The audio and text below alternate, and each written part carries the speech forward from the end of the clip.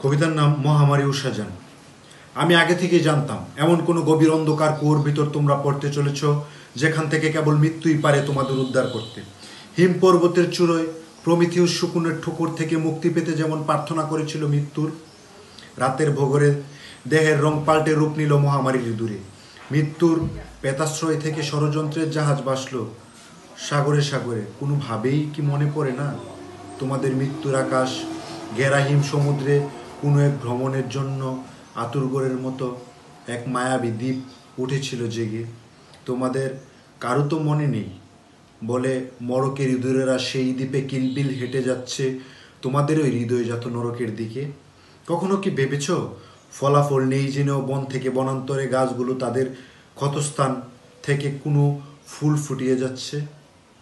প্রসব বেদনায় যেমন হরিণী মৃত্যুর অগ্নমেনিনীয় সূর্যের দিকে তার সদ্যজাত শাবকে তুলে ধরে, তোমরা কি কখনো ভেবেছ সেই মা হরিণী সবই তার শাবকের জীবন্ত দেহ?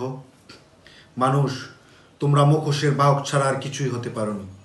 আর সেটা কি তোমরা মর্যাদা দিয়েছ ঈশ্বরের বাহক হিসেবে।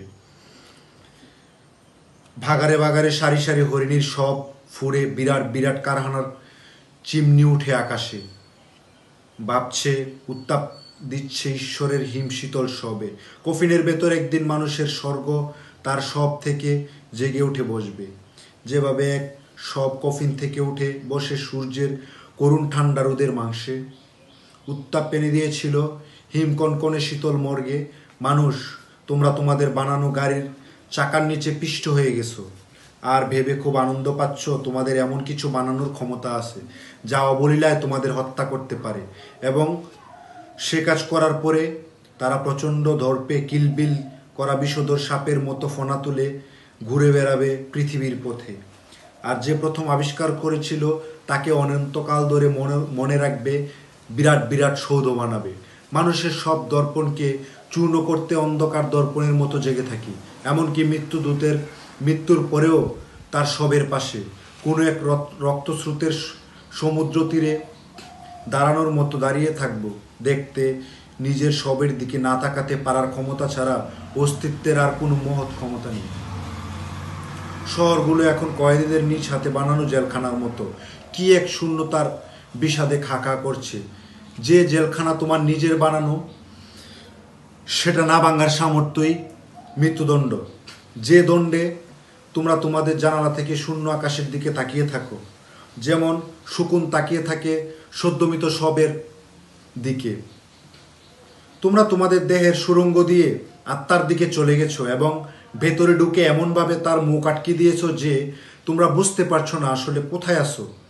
শুধু বাইরে অ্যাম্বুলেন্সের সাইরেন শুনতে পাচ্ছ, এবং এটাও জানো না শূদ্রস্নাত নার্স বলে যাদের জানো তারা আসলে আত্মহত্যাপ্রবণ কিছু আহত জন্তু কিনা, যারা সূর্যের রশ্মি বেয়ে নিচে নেমে এসে পাতালের অন্ধকারে নিজেদের কবরের ভেতর আলো হওয়ার চেষ্টা করে, আর ব্যর্থ হয়ে অন্ধকারে নির্বাসন মেনে নেয়া তাদের করুণ নিয়তি ভেবে।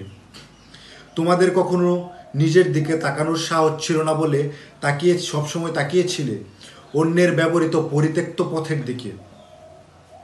তাদের নাম দিয়েছ দীক্ষাগুরু, রাজনীতিবিদ অথবা তোমাদের পরিত্রাতা। এমনভাবে তাদের বিশ্বাস করেছ যে এখন তার মাসুল গুনছ নিজেদের লক্ষ্যহীন জীবন বলি দিতে। কেননা তারাই এঁকেছে তোমাদের এই মহামারীর দারুণ প্রান্তর, যেভাবে আলেখ্যের আড়ালে নুড়ি পাথরেরা তাদের হিমশীতল জীবন মেনে নেয় মৃত্যু ঝর্ণায়। ইঁদুরেরা তাদের মসৃণ শরীর আমাবস্যায় বিগত চাঁদের চিকচিকে আলোয় বুদবুদের মতো ফেনার উচ্ছ্বাসে ভেসে আসছে তোমাদের শহরে।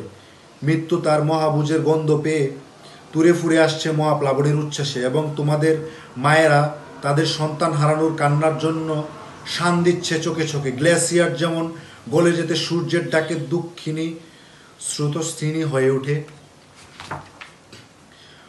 বলো, কেন তোমরা জন্মেছিলে যখন তোমাদের জন্মই তোমাদের মৃত্যুর ক্রিয়ানক হতে জাদুকরের জাদুদণ্ডে হর্ষধ্বনির মতো শিহরিত হয়ে ওঠে?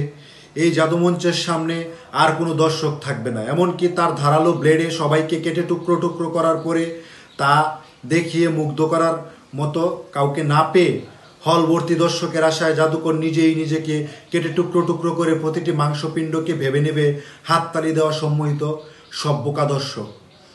এমন কিছুর জন্য তোমরা নিজেদের বিসর্জন দিয়েছ যা আসলে কোনোভাবেই নেই। এমন কিছুর জন্য নিজেদেরকে ধ্বংস করেছ যা সৃষ্টি সম্ভব নয়। তোমাদের রক্তের মহাপ্লাবনের নিচে ডুবে গেছে আশ্রয় নেবার পাথুরে পর্বত শৃঙ্গ, এবং আমি আগেই জানতাম এমন এক মহামারী তোমাদের জন্য অপেক্ষা করছে। এতদিনে তিলে তিলে তোমরা সেই মহামারীর একজন ইঁদুর হয়ে উঠেছ, আর খাদ্যশস্যকে তোমরা রূপান্তরিত করেছ তোমাদের ঘাতক বিষে।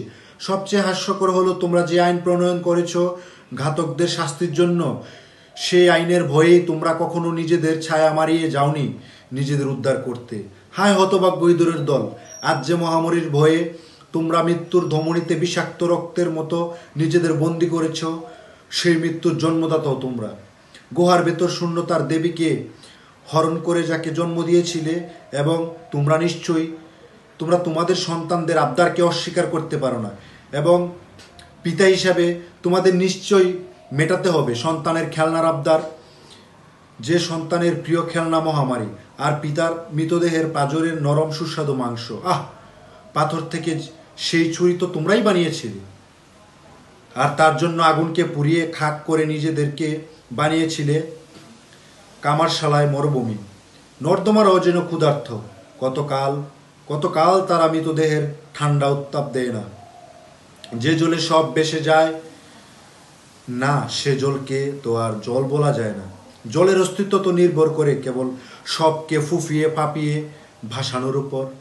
আমি জানি তোমাদের খাদ্য গুদাম ফুরিয়ে যাবে খুব শীঘ্রই। শয়তানকে যদি তুমি পুষতে চাও খাঁচায়, তার ক্ষুধা মেটানোর জন্য অবশ্যই তোমাকে নিশ্চিত করতে হবে তোমার নিজের আহার।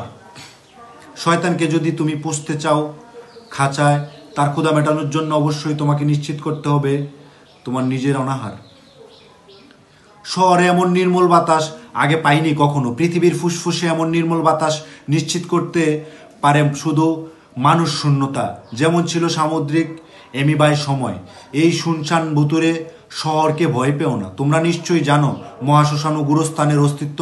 শুনশান নিস্তব্ধতায় নিশ্চয়ই কলরস্য গুরুস্থানের কথা ভাবতে পারো না, যেমনটা যাকে তোমাদের সন্ধ্যার পাপের ক্যাফে এবং শপিং মলের ভাগার চাকার উপর ভর করে কেউ হেঁটে যেতে পারে না তার কবরে।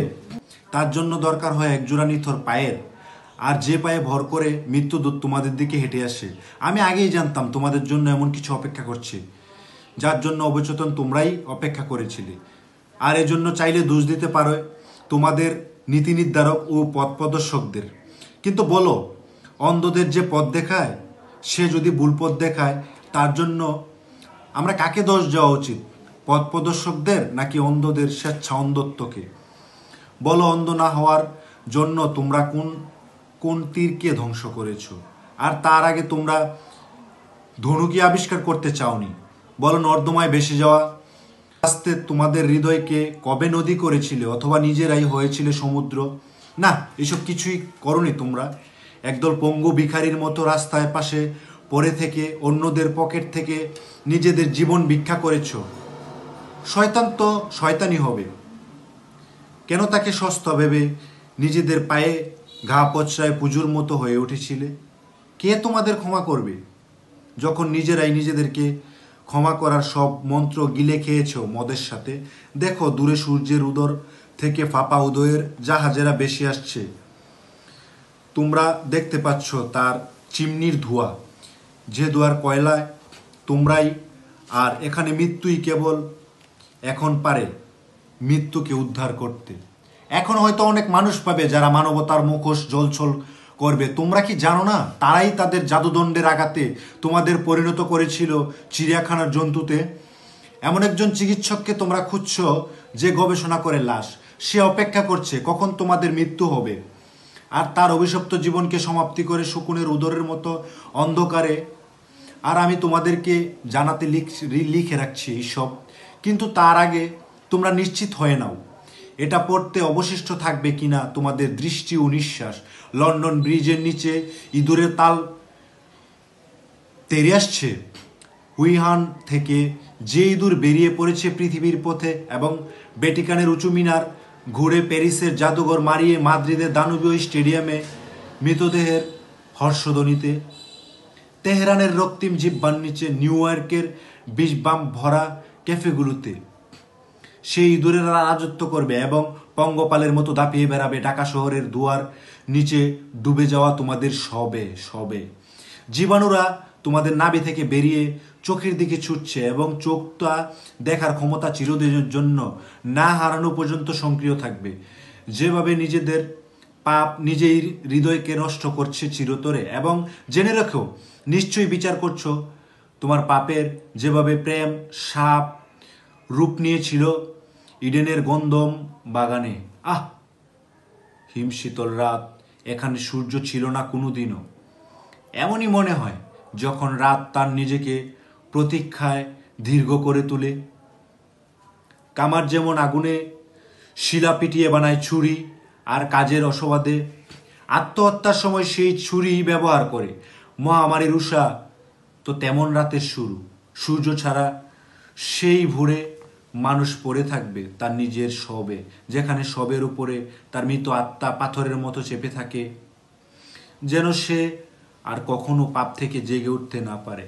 এভাবেই পাপ তার নিজেকে চাপা দিতে পারে, যেমন ঈশ্বর নিজে মুক্ত হতে তোমাদের ছুড়ে দেয় মহামারীর মধ্যাহ্ন, যেখানে দিন অন্ধকারের রং নিয়ে মৃত্যুর উল্কিয়াকে নিজের শরীরে।